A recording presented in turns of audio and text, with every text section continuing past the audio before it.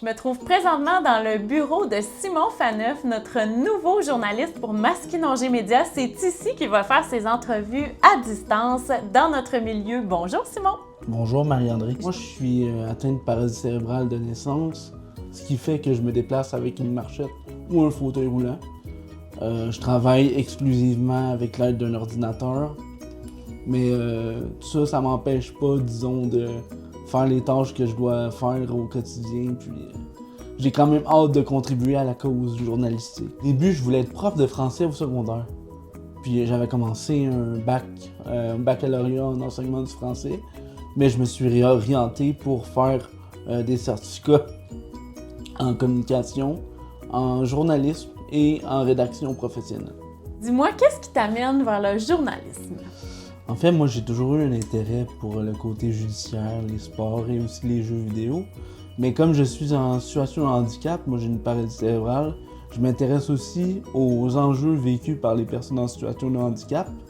Et puis, c'est des sujets que j'adore traiter au quotidien. Puis, c'est ça, je suis content de travailler pour Masquinongé.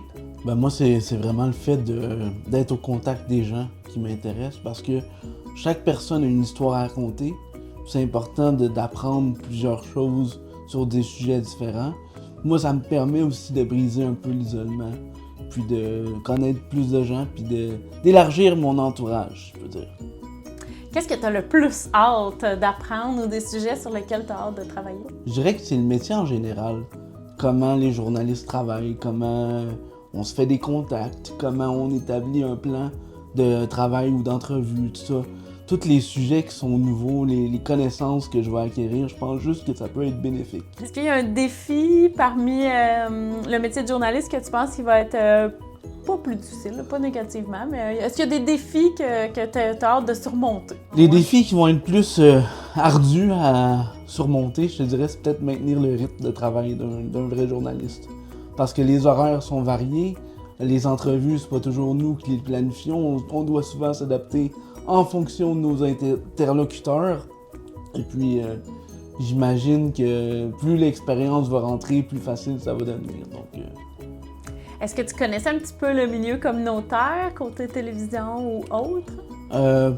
Honnêtement, pas vraiment, sauf que la télé m'a toujours aussi intéressé, même si quand on fait du direct, ça peut être un peu plus stressant. Mais voir un plateau de tournage ou des trucs comme ça, je trouvais ça intéressant. Donc la télé m'intéresse aussi. Puis si je peux ajouter ce que j'aimerais faire dans le futur, disons dans 10 ans, si j'avais la chance, rêvons un peu, ça serait de travailler pour RDS ou TVA Sport.